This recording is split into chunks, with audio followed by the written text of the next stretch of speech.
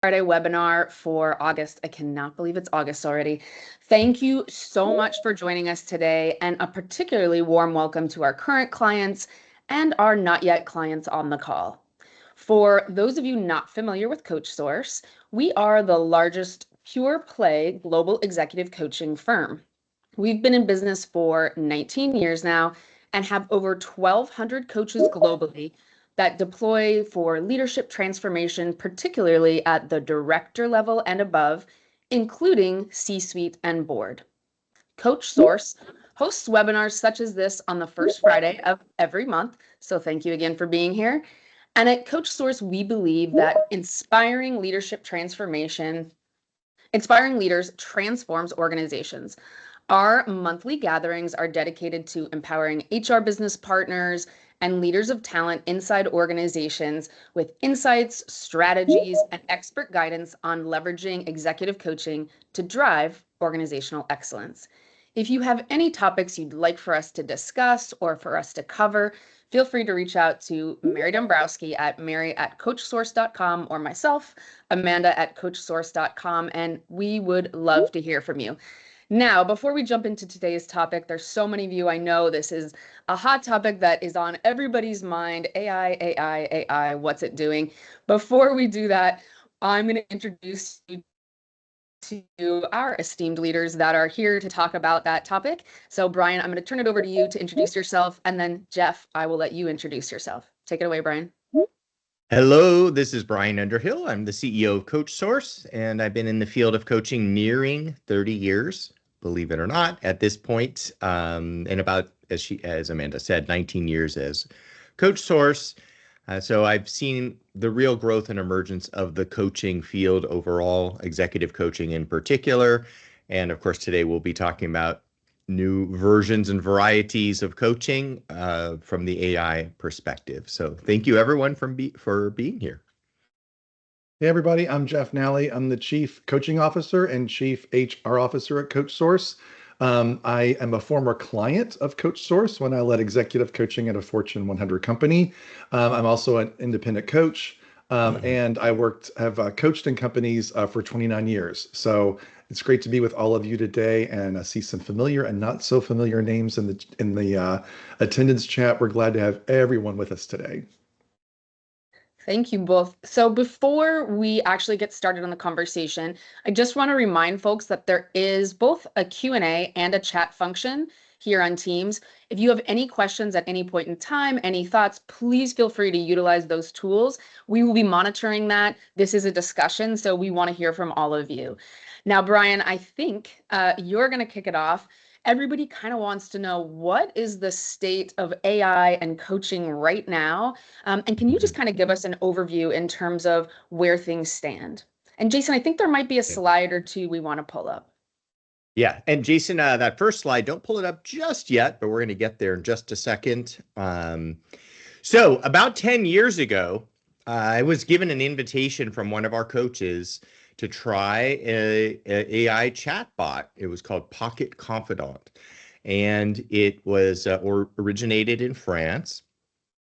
And sort of a small group of people got to try out a beta of it, and it sort of followed a scripted formula of questioning. It was quite intriguing, quite interesting. I'm certainly not ready for big time at that point, but that was 10 years ago.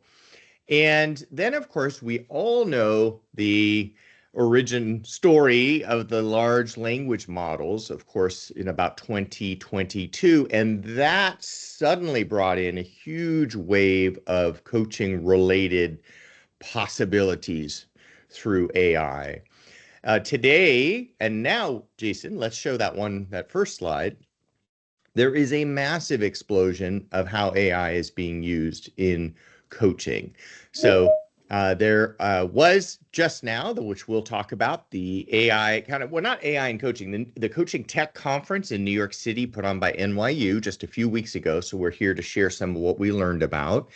That conference was massively oversold, and wait list was so full, they closed the wait list. They couldn't take any more people on the wait list. They had about 400 people in that room. And there we'll be sharing some of what we learned there. But everywhere Jeff and I are going, this is all coaches are talking about. I was at EMCC in the UK, and that's all we talked about. Jeff was in San Diego for SHRM, same thing, and we got our coaches together in various locations. That's all we're all talking about. So I can't see if the slide's up. There it is. Oh, good. Okay. So this kind of gives you at least a bit of the overview of the landscape currently.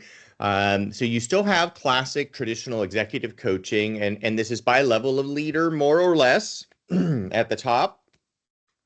We still have many companies that invest heavily in internal coaching, and maybe I could see at least one of you at one of these companies is here today.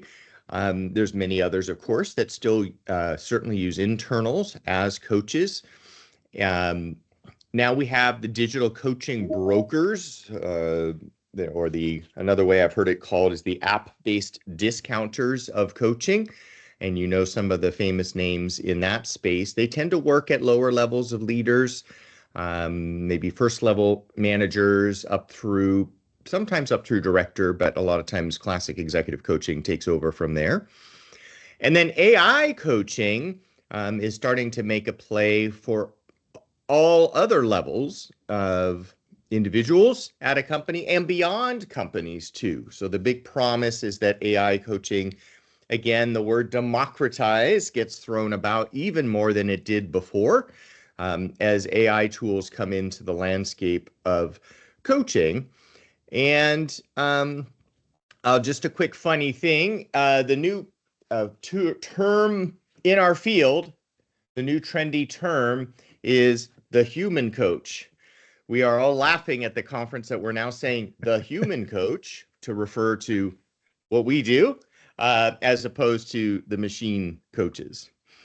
So having said all of that, research so far on the effectiveness of AI in coaching is not proven. There's one study that shows that AI in a text-based format can coach to some ACC and PCC markers as rated by a human rater. But overall, that research is still very beginnings and inconclusive. Now, it could get much better, but there's lots of pros and cons. Some industry experts will look at what AI is doing in coaching and say that's not coaching. Others are saying that we could certainly see a combination of AI with the human coach, which we'll share about here as well. And that may actually help us force a redefinition of what coaching actually is. Thanks for that, Brian. I think that's super helpful. With the recent conference that you both were at, you and Jeff, Jeff, you can jump in here too. What were some of the key takeaways? What were things that really, outside of this overall coaching landscape and knowing that AI is coming to the forefront, people are using it in organizations, what else really stuck out to you in terms of what people are talking about and what our clients might want to be thinking about now and for the future? Yeah, so I think what we heard a lot about was more curiosity and questions. So if I'm a coach, where does all of this digital technology and AI technology fit in how I run my practice and how I interact with my coachees? From corporations and organizations, we heard, well, I'm thinking about it, but we're still working on our own policies and practices. We want to use AI for customer service or our own internal processes. We're not really looking at external coach providers and creating policy for that yet. So they're still asking a lot of questions. And then the coachees have even fewer questions because they're kind of the last to get introduced to this, either by their coach or the company they work for. And then they get to consider whether, in most cases, whether they want to use it, whether they're comfortable using it, what's it going to do?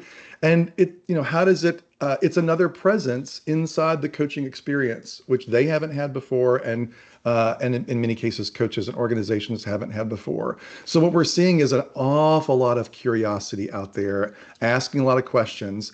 And some of the statements, if you will, or the claims that people are after are, how can it help me with efficiencies? How can it make things faster or better? Not really replace the coach per se at this point.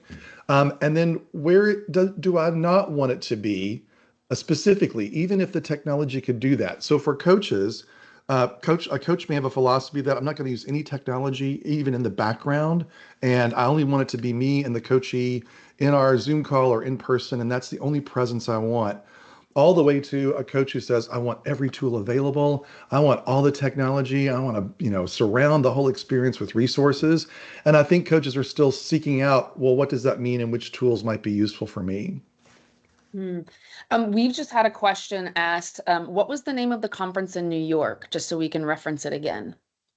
Yeah, NYU, the university hosts I don't think they call it coaching tech or tech in coaching Tech and coaching, conference. It's the fourth year, and each year it's really expanded from the original year. So they're at capacity in the space they're currently using on their campus. I don't know if they'll move it somewhere else.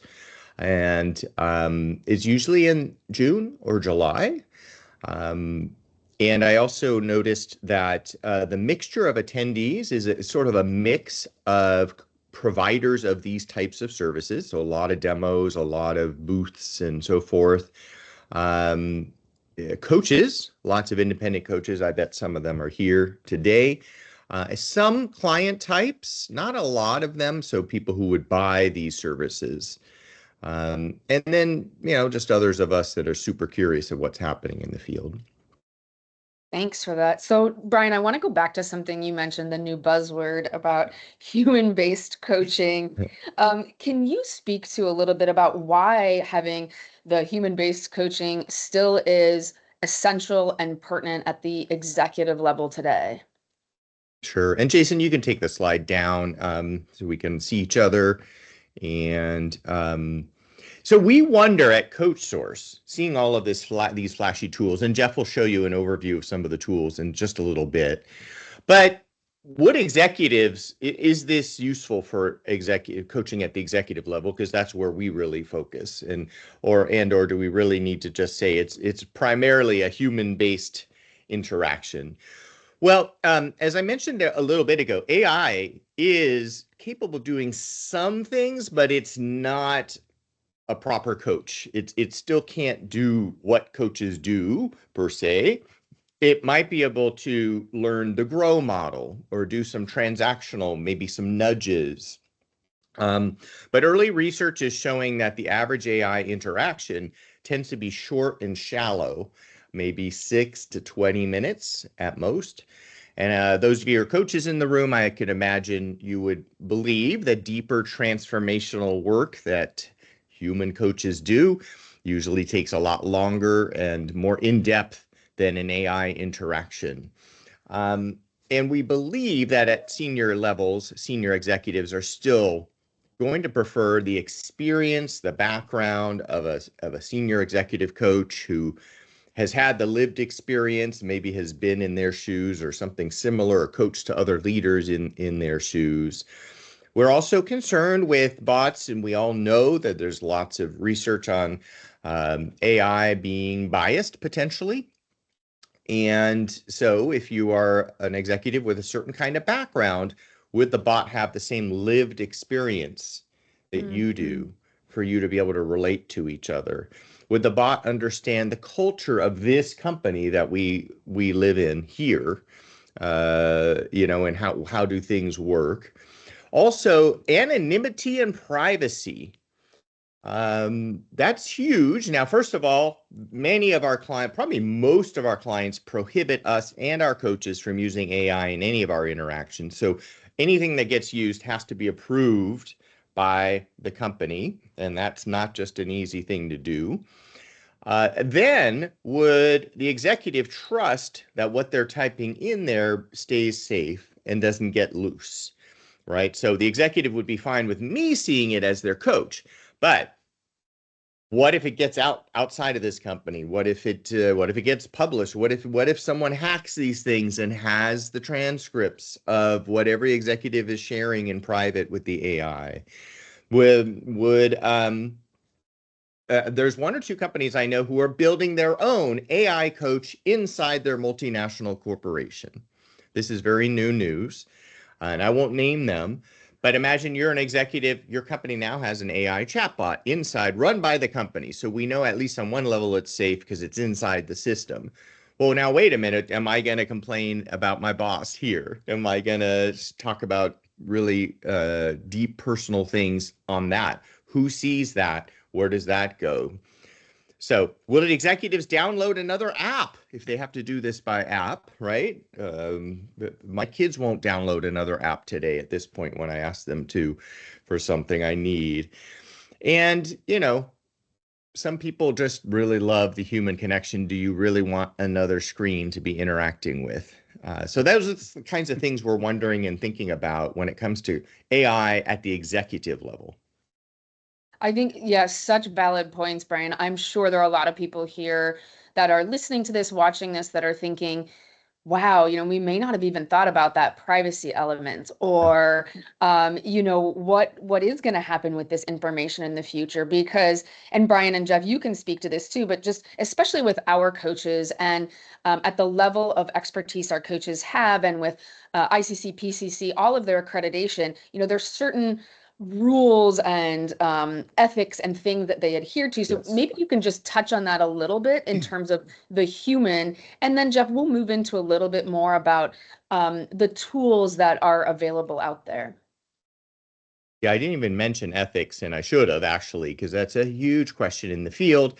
Both ICF and EMCC have ethical guidelines for AI. It's fairly new. But again, that's another huge piece of this. And, what does the AI do if you're in crisis? Is it smart enough to get you some help? And pretty much any of the ethical questions we wonder about as human coaches, are these tools built with that in mind? These companies who build these things may or may not ascribe to those codes of ethics, at least not yet. So no, those are very legitimate concerns. Yeah, and thanks both of you for bringing that up. So first of all, I want to relieve everyone of beating themselves up for not knowing or not having an ethics approach to AI, a policy, a practice, having experimented with AI, and having some kind of point of view. And here's why. At several conferences, including the Society for Human Resource Management, where AI is coming into HR, and other conferences, the explosion of AI is different from the explosion of other technologies, which frankly happened much slower, for one thing. But more importantly, because AI and the large language models are so fast and so generative, literally and figuratively, users, humans, everybody in the world that's got access to one or has tried one is actually experimenting with it and developing what they think they can use it for faster than policies can be created, ethics can be defined by corporations, if you will, governments can decide what they're going to control or not control, programmers in AI decide what they're going to limit or not. So we're all in this level of either experimentation, uncertainty, and complexity together. So no one's at fault here. But it does beg the question, because employees are probably using this more and faster than companies can create policies and tools and boundaries and firewalls and guidelines, we're in this state of a lot of uncertainty and several things happening at once. So let's put this slide up about, well, what does this mean for coaches and coaches who are leading coaching inside your organizations? We'll talk typically as external coaches, but this could also apply to internal coaches. So what we're going to share on the slide is basically a progression, if you will, of different ways and levels that coaches can utilize these tools. Let me start with the primary one, and this is what I hear from coaches all the time, and some coaches are doing this. And it's a great example of the usage getting ahead of practice, policy, and ethics necessarily. So if you're a coach or coaches who lead stakeholder center feedback interviews, where they craft feedback questions with their coachee, and then the coach actually does interviews with direct reports and peers and others and gathers feedback and then synthesizes all that data. This has been pretty much a manual or spreadsheet kind of process for a long time. And, I've polled coaches, we've polled coaches at CoachSource, like, how long does it take you to do this? Well, outside of the interviews and crafting the questions with the coachee, there could be 3 to 5 hours of synthesizing the data, pulling the insights out, finding themes within groups, finding themes across groups, and really helping to have the coachee, the leader in the organization that they're coaching, capture the essence of what's really here. AI can do this in a matter of moments. And so coaches really want to use AI in the background to take survey data or other data they've gotten that they're trying to present as feedback or debrief, if you will, to the coachee. And that sounds great and it works really well. Here's the problem. The company where this leader works gets to say whether you can use that data from your own interviews as a coach and whether you can put it in AI or even in your own closed account inside one of the AI providers where it's not really connected to anything, but you're just using the engine. And most companies are like, we haven't even thought about that yet. Don't do that for now. Hold off. And so that's kind of a good example of where usage and value and speeding up the process makes a difference. By the way, I still have not heard any coachee or company say, use the slow process, take all the time you need. They do want things to be faster, but faster using AI comes with other questions and curiosities. So on the left side of this left-hand side of this slide, we have, where does AI and where do digital tools help and assist? There can be a lot of self-service here, where the AI bot serves as the coach, even if there's not a human coach involved. Some places where this seems to be useful, and the International Coach Federation has shared this as an example, not their position, but what they have seen as well across the landscape is, may not be a bad idea to use AI or digital tools to actually perform self-assessments, pull together reports and information, actually prompt the coachee to craft and draft their coaching goals, start to massage them, size them up, figure out what really makes sense, describe what success looks like at the end of coaching. A lot of the things that maybe happen at the front end of a coaching experience that tend to take a lot of time and a lot of coach and coachee involvement. There's probably a lot of room for AI to help here, speed things up, and for coachees and coaches to do some self-service things. And we've seen some of these tools as well. If you've seen MarshallBot, just as an aside, it's not everything in the whole world about Marshall. It's everything that Marshall knows, and it's a trained AI only in the topics that he's an expert in, and it excludes like recipes and politics and all these other things that other AI may try to reach. So you can actually train an AI to be really keenly focused on the one expertise area.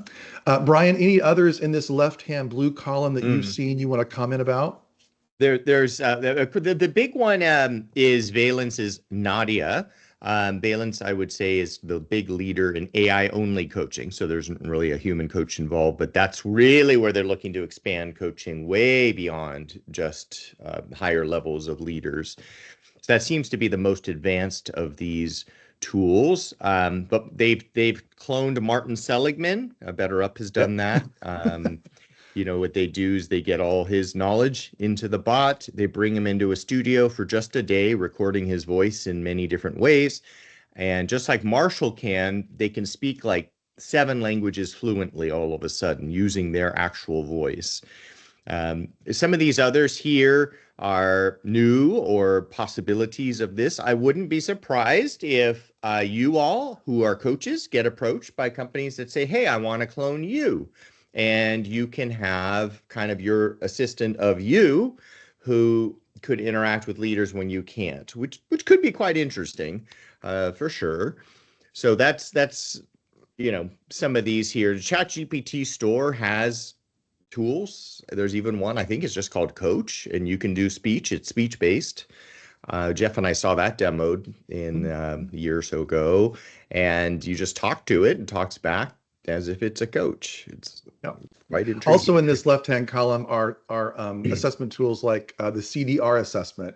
So in addition to taking the CDR assessment, there's a CDRU, which is an avatar that is actually trained in your CDR results and actually takes you through your debrief, and it can take you through your goal setting of, well, now that I know this about myself, how would this move into my development plan? And we'll see more of these across assessments. CDR is not the only one, but we'll see more of that. In the next column, AI enhancements. These are add-ons, bolt-ons, whether they're physically bolted on or not, they're supplemental to other things that are happening in the coaching experience. I got a chance to take a deep dive on OMind, which is in this column. And it's interesting. OMind serves everyone, coaches, coachees, organizations. One of the tools they have is an AI enhanced training tool on empathy. And one of the tools actually is an AI driven assessment of, can you recognize the emotion on this person's face? So as a coach, it helps train you to understand and see and identify, in general, emotions that people have based on facial expressions. And can you go deeper? How many more emotions can you name? How close is it to compassion versus fear, or confusion versus perplexity? For individual leaders, it's a great way to train yourself to be more empathetic by identifying the emotion of someone in front of you while you interact with them, to see how that's going. And in organizations, you could see it as a supplemental piece to a training program, right? Around empathy or listening or naming emotions or identifying emotions in people. So there's going to be more and more of these as we go along, these AI enhanced, and they're not strictly for a coach. They're not strictly for the coachee. They can be used in a variety of ways. And then the next column is, and go ahead. And let me add, Jeff, just sorry, I'll just because I can't help myself because there's so many juicy ones here. So here's another great example. Jeff and I saw this one. Udly helps you with public speaking. And a coach I know who teaches public speaking, when you work with him, he gives you a subscription to Udly. So it's obviously none of these things are that expensive, so that it's just part of working with that coach. And then so I got to practice anytime I needed the latest version of my speech or my opening onto the screen. And then it gives me tons of suggestions and how fast I was speaking, ums and ahs. The opening story was compelling, but you could use some more detail. It's quite interesting, actually. And of course, I'm watching the recording myself. Yeah. So that's a great example, again, of an enhancement that a coach, any of you, could possibly add as part of your offering, assuming, again, your client company is okay with that occurring. Yeah. I'll also point out Excelia.io here. So this is Lisa Ann Edwards, and she's been measuring the ROI of coaching and using data to measure coaching for a long time.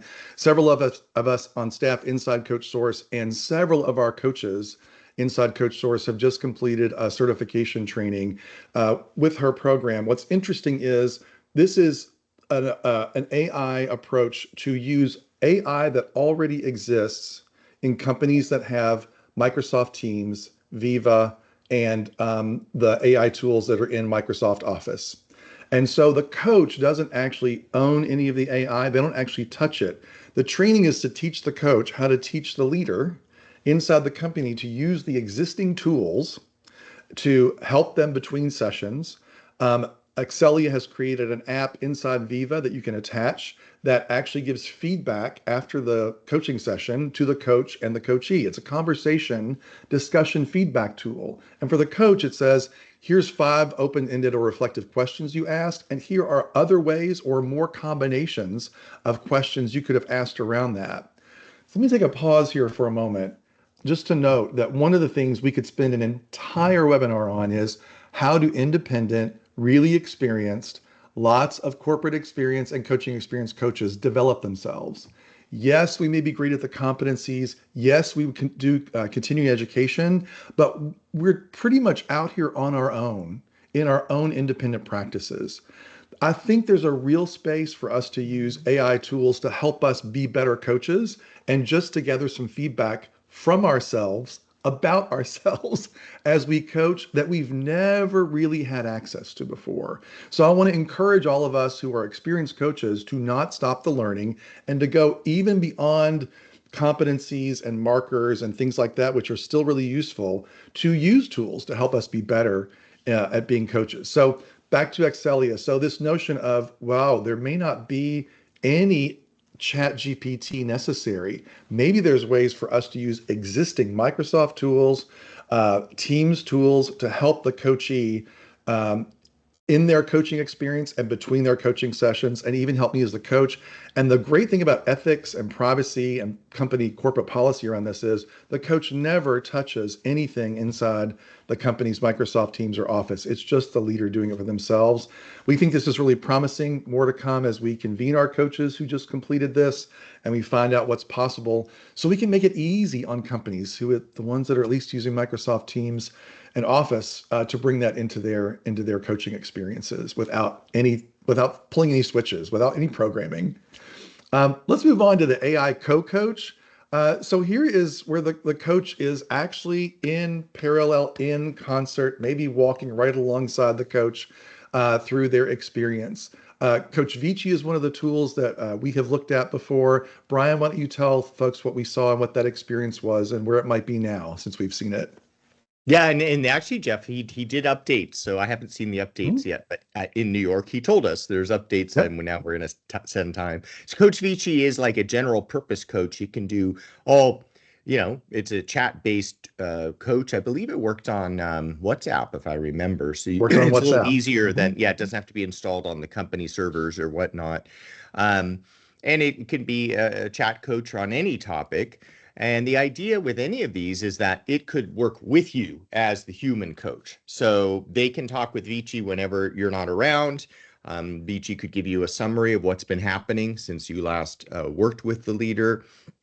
And that's kind of what all three of these possibilities here seem to be able to do. And the last one, Magify, is so new. I don't even think it's available yet to the world, but I was seeing it just a few days ago. That one works on Telegram as opposed to WhatsApp. But the whole idea, again, is that they can be in concert with you. And maybe it could know what your leaders are working on and ping them accordingly. It might know the next date you guys are meeting and, remind you ahead of time. So I know, Jeff, you've seen at least the first two. And we tried Vici. We tried it inside of CoachSource. We did. And some of the interesting things about the evolution of these are that they seem to be able to have a really good place as a companion to the coach and the coachee between sessions. So they can prompt the coachee. So you said these were your 3 actions that you were going to take. How's it going? What's the feedback you want to give yourself? Even if it's just like a mirror that's reflecting what the coachee is thinking, feeling, and doing between their sessions, it's a great record of that and keeps their thinking going until the next session with the coach. Sure, they could contact their coach and do that, but this seems to be an efficient way to have that available and to be able to track it. I think they'll become even more sophisticated and kind of go beyond prompts that are general or that are solely based on where you are in this step of your coaching. But it wasn't bad to begin with, and the technologies continue to improve. And you'd like to say you keep up with these things, but every 8 weeks, right? They move so fast and they change so fast and they develop to be so much smarter that it's hard to keep up, but we'll keep our finger on the pulse of those. And then finally, the total human executive coaching only.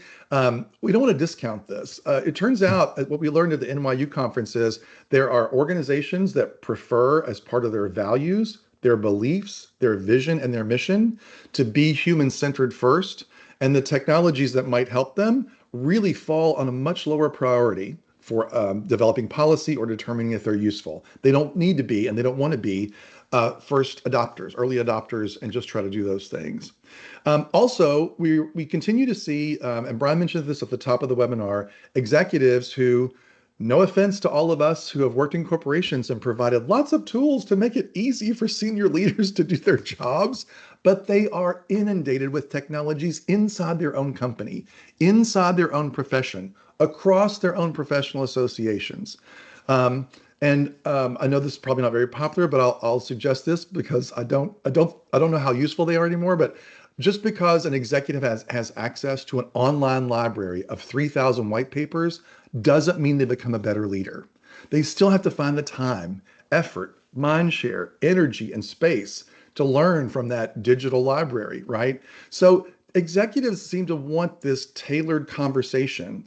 And one of the things that we also continue to see is, and this is observed by professional coaching associations, the more behaviors, mindsets, shifts that an executive needs to achieve, and the more complex they are, the less the use of AI or digital technologies is really far enough along to help that.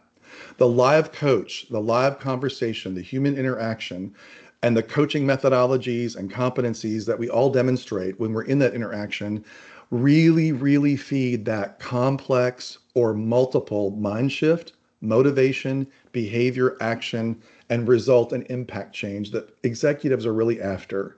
Will AI or technologies catch up? Probably sooner than we think. But for right now, that seems to be a pretty sacred space. And if an executive doesn't want any more technologies, it's a great way to shift their mindset to keep a live executive coach. And if they do want to use technologies of some kind, it's not that they can't use them between sessions or that they might be helpful to supplement or to move alongside the coaching experience. Before we Thank get you. along, I do want to read this question that popped in. Oh yeah, I was Yeah. gonna jump into the Would you questions, take it? Jeff. Okay, go So, ahead. yep. So there's a few questions that I hope that we can address. So the first one is, do you think people will become reliant on AI coaching as opposed to thinking for themselves and having that accountability that may occur more with a human coach? So I'll go first because I want to hear Brian's view on this too. What I'm hearing and learning is that, so the first part of the answer is they may not be more reliant on AI or AI coaching. What they are likely to have to do as individuals is to think about what's the probing question that is at the edge of my learning or the edge of my experience that AI or my coach can help me with. It's not that I don't think leaders and executives are kind of sitting in front of ChatGPT and just pumping in simple questions. You really do have to be a thinker of what is the dilemma, the unknown, the thing I am conscious of but don't know anything about that I'm trying to explore. That means we have to be better reflectors of our own thinking. We have to think about our thinking, not the problem, because AI doesn't solve a problem. It just does what it does, but we think it's the answer to everything. It is probably not. The second part of your question is, what about accountability? And will that happen more with or without a human coach? One, I think that's yet to be seen because we don't see a lot of research, and NYU and others have called this out, about the impact of AI coaching on outcomes, if you will, and things like accountability. I do think it will still continue to be a challenge, opportunity, and purpose for coaches and coaching to help executives step out, pull them out, push them out, invite them out, create that gravitational pull out of their comfort zone to do something they haven't done before. Here's my worst fear. An executive who thinks they need a coach or they want a coach goes to ChatGPT or some other tool and starts firing off questions. The questions they're firing off are probably already in their comfort zone, and that does not shift thinking or behaviors. Okay, Brian, your turn. What do you think? And I heard too that one of the top uses of ChatGPT apparently is for therapy. And I don't know enough about where that stat came from. So people do that. And of course, it typically just gives you advice and you might have some ideas there. But as all good coaches know, are we really getting to the heart of the issue? Are we really seeing what this is really about? And how can we create transformational change that's not just temporary change? And so that's why I said earlier that the interactions so far with CoachBot seem to be short and shallow. One outcome study I have seen, and again, these are all so new, often 2025 publication dates, with Coach Vici, said that of outcomes, there was 4 different kinds of outcomes like goal attainment and well-being and so forth from using the tool, but only one of them was actually significantly improved, and that was goal attainment.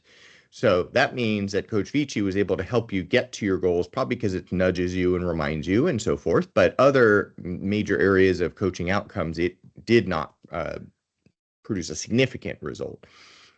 So there's quite a big difference between the human and the bot coach. But having said that, we never know. We would say the quality is far superior with the human coach. But then again, I remember we had a Betamax and everyone else had VHS back in those days, and Betamax was better. I'm just saying, Betamax was better in quality, and we know how that turned out. So, so yeah, watch this space, right? But we have a few more questions in the chat that hoping that we can address. So, hi Lisa. Lisa Ann Edwards is here. So she asked a question. She said there's so many obstacles in getting external tools approved, yet organizational leaders are getting feedback to implement AI tools. Where are you seeing the biggest traction for AI tool implementation anywhere within coaching? For example, from admin to coaching engagement to measurement. So where are you seeing the biggest traction? Yeah, I'll start and then I'll see Brian. I'll give it to Brian. So what I hear the most that organizations are curious about is what has the least friction, the least confidentiality, and least risk of breaking confidentiality that would be useful to the coaching. So most are asking that right question and looking for things that don't get in the way or cause a lot of complexity, either technologically or inside the coaching experience. We have heard from our client organizations, whatever we can do to get coachees into their first session with their live coach faster, better, easier would really help, because companies want the coaching to move along, start faster so that the result and impact can happen faster. And there's typically a lot of things that might happen before coaching begins: assessments, introductions, self-awareness, setting goals, triad meetings with HR and the manager, whatever it happens to be. Try to speed that up. The second thing I'll offer is that I think we are seeing as corporations, and I'll put this in the procurement and the compliance space as well, focused primarily on their own operations and how AI can really be useful and what boundaries they can put around it, and really drive better customer service and profits and product design and getting to market. I think they will eventually turn their attention to external providers of everything, not just coaching. And risk of confidential information being released is probably what they're most concerned about. I have talked to some folks who are friends of mine who lead HR and coaching in organizations, and I tend to run this scenario by them a lot. Okay, so let's say I'm a trusted executive coach with you, and I'm on the outside, and I want to scrub the 360 data that you've allowed me to get, take out all the company identifying information, even things that might hint at what this is. I'm going to put it into my closed account of the AI system I use to just use their generator. And I would like to use that to do the first draft, not the report, the first draft of the synthesis and the pivot tables, all the cross data that I really want to do, and then bring it into what I know about the coachee and craft my report. Is that okay with you? It's been no across the board, even with all of those promises. I'm like, if I put it in writing and I let your tech folks see I take them through and I let them share screen and see my AI tool I'm using. Nope, we're not there yet. It's just not on our radar screen. So for now, it's not possible. I think those are two things I'm seeing. So Brian, you get to see different things. What are your thoughts?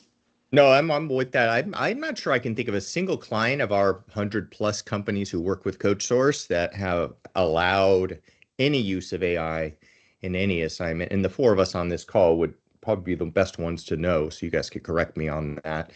So that's why what Lisa was saying and has taught us is that if your client uses, say, Copilot on their inside Microsoft system, that's a different story. And there could be apps that, like Lisa's app, that can be snapped on from within their system that would be approved, and that could actually be promising. But what Jeff just said, yeah, scrubbing all the data, taking out your leader's name, all of that kind of thing. Most of our clients are saying a hard no to that right now. I think this also dovetails into the question Nicole had around, she's saying that, many are recording and using AI recording of sessions. And what she said was it's a double consideration for licensed psychologists. But what have you seen about corporations having coaches record the coaching sessions as well? Not happening, but I will say this: the technology that technology, when used in a coach training program, where even the coachee is giving permissions, it's an unbelievable coach training tool and to make the learning and insights happen faster. I think, I mean, it's already here. NYU uses it. Some other coach training programs use those tools, and the full audio, full video. It's reading the emotions on faces. It's doing this transcription. It's bundling all that together and then providing a learning for the coach and then a learning for the coachee, even though it's in a coach training program. That's phenomenal. That's way too intrusive for any of our clients to currently consider and think about. Brian, anything else you want to add to Yeah, that? Because I you've was seen a going to say lot. because of that, those considerations. That's why I'm aware of two clients, big ones, very big famous names, who are building internal coaching bots inside their system so that it's inside the system. Now that brings up all different levels of wonder.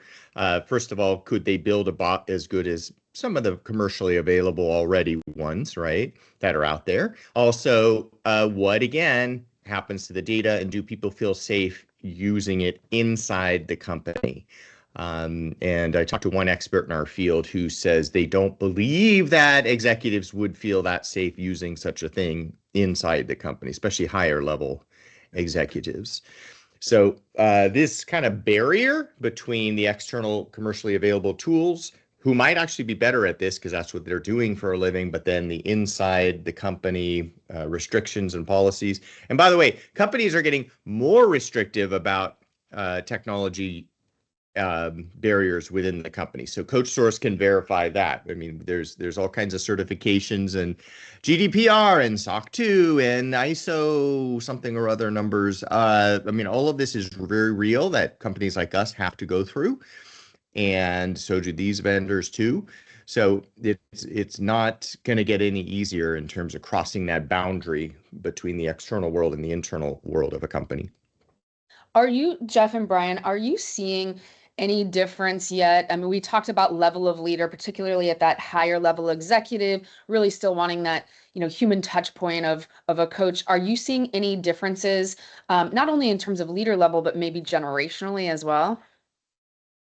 I'll start. Yeah. So and they didn't cite this research, but at the NYU conference, at the opening session, there was a reference to research that showed it's not strictly generational. Like we would think, senior executives who might be older in chronological age and have more years in their own profession or industry would be kind of technology shy, especially about AI. They don't want it in their coaching necessarily. But the research they referenced was that Gen Y also showed the same. I don't want to use technology. I want a real person. So Mm. we may find it situational. We may find it's, I mean, if I'm making a sweeping assumption here, but if I were a Gen Y, I'm a digital native. I have had technology around me for forever. I might love some of it, but do I want it in everything that I do? Maybe coaching is one of those things where, no, I really don't, right? And I think we'll see more research come out about this, and there's a really big demand for more primary research to be done around usage and impact of AI in coaching and what humans prefer in their coaching based on generation or whether they're inside a corporation or not, or whether they're a founder in a startup, et cetera. So I think it's yet to be seen, but I wouldn't suggest that it's strictly generational and everybody over a certain age doesn't want to use AI or wants an in-person coach, and everybody in the younger generations only wants to use technology and they could care less about a human coach. I don't think that's where we are. Yeah, now add to that, I talked to, it's not published yet, but I talked to one researcher, well known in our field, who's finished a study publishing soon. And then he peer reviewed another blind peer reviewed another study. Both of them looked at, do people prefer the AI coach to the human coach? They both inquired of that. And vast majority of people preferred the human, would prefer a human coach, but a very tiny sliver massively preferred the AI coach. And the researchers can't yet tell us who that sliver of people was or were, and they have to now do more research in order to figure out that. So is that generation? They don't know yet. Is it generational? Is it gender? Part of the world, certain cultures, more relational than others. It could be neurodiversity. Mhm. We know AI can work very well with autistic individuals in one study I saw, they prefer an AI bot coach. So there's more to be done on the like who tends to prefer this as the way that coaching is administered. It's fascinating. So Michelle Seymour had a really good point in the chat here too. She just said that the Financial Times today talked about cognitive offloading and outsourcing mental tasks, diminishing critical thinking faculties, which we hear from our clients all the time about critical thinking, all the time. And much more research is needed, which speaks to Jeff, your point on clients staying in their comfort zone with questions they already know. So anything you want to comment on, Brian or Jeff, about that in terms of the critical thinking piece of it? Anything you've seen, heard, witnessing? I'll reference.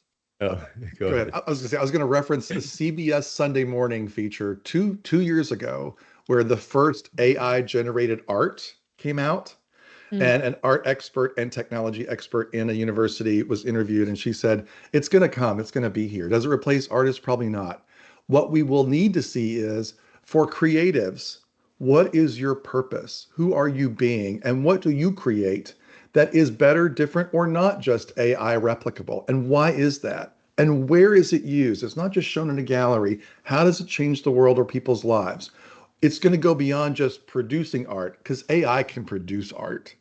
And I think that's true for all of us. Like, well, what do I want? Who do I want to be as a leader?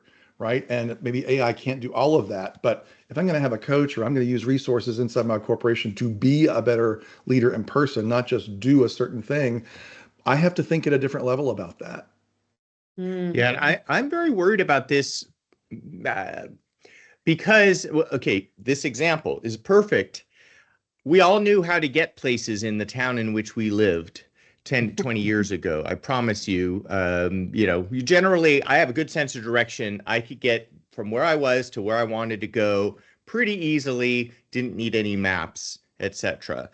Now GPS comes, I start using it because I want to know what time I'm going to arrive at the place that I'm going to. And today I don't know how to get anywhere in my own town because my brain isn't using those muscles of figuring that stuff out. And my wife and I sit in the driveway for like 5 minutes programming the machine because neither of us can remember how to get somewhere in our own town. So I lose that capability.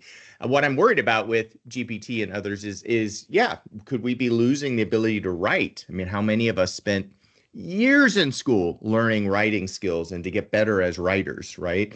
Creativity, brainstorming. There's a lot of amazing features of AI today that we might just get lazier on amongst ourselves and be less capable of doing it. And that's something to be concerned with. Yeah, I mean, this is a fantastic discussion. I see another question that hopefully we can address, and then we're kind of coming up to time after you answer that last one, and I want to remind people about our next webinar next month before everybody jumps off. But Sarah had a question just on that note of recording. She wanted to know, are many of your coaches encouraging their coachee clients to record and review their own sessions? Not necessarily, especially if their company doesn't allow it as an employee. But the notion, the concept of how do I reflect on what happened in my session has been around forever. And that's a continuing, useful approach. It's not like nothing happens between the sessions. So what tools can help me do that? I think those are coming fast. Some of them are already here. And when corporations and organizations decide they're going to allow that for coaches to use those with their leaders, that'll be an enhancement that might really, really be useful and powerful. I'm going to I haven't seen it ask much. you, Brian and Jeff, for if you have one kind of headline takeaway for everybody that has been listening today, reflecting on this, chatting with us. And thank you so much for all of the questions, by the way, that you've put into the chat. It's fantastic. And now we're forcing Jeff and Brian to use their critical thinking skills. So we love that. So one key headline or takeaway, Jeff and Brian, putting you on the spot. Jeff gets go first. I'll go first. So I think the takeaway is, I'm a coach, so the takeaway is always a question. How can I bring human-centered and AI useful coaching together to serve me, the coachee, and the system that they happen to be in? How can I bring them together? Yeah, not to cop out, but actually I might be up right along the same lines, is there's great promise that the field and corporations should take advantage of while being fully aware, studying, mitigating, resolving the various considerations. So I think you're going to always have some place for the AI coach and the human coach, likely working in concert together in our future. I think that's kind of what we're going to see, that blended approach. Anything else we want to share before we let people maybe have a couple minutes back in their day and before we talk about next month? Anything else, Jeff and Brian? Nope. Can we just mention, by the Hi, way, Mary. that, hi. Can we just mention that, of course, we would love to partner with any client on trying out one of these tools. So it's kind of the block that we face is that our clients across the board are saying that they don't want to use AI tools, yet there's a lot of interest in experimenting with them. And so the best way would be for us working one-on-one with the client. Let's introduce one of these tools depending on what it is that you're looking to do, whether it's the Valence tool or the Yuli tool or whatever that is. So we're wide open on that, and we're happy to facilitate that working with the tool company. Yeah. Fantastic. Anything else from anybody in the chat, or feel free always to reach out to us. We love having conversations about everything we do at CoachSource, and also this topic. It's so juicy right now, but thank you all for attending. And as a reminder, our next First Friday will be on September 5th at 11 a.m. Eastern, 10 a.m. Central, 8 a.m. West Coast time, and I can't do the rest in my head right now, but wherever you are.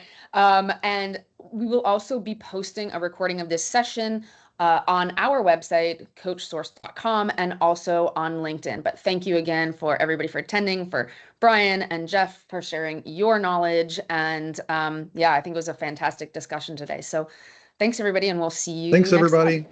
Thank you.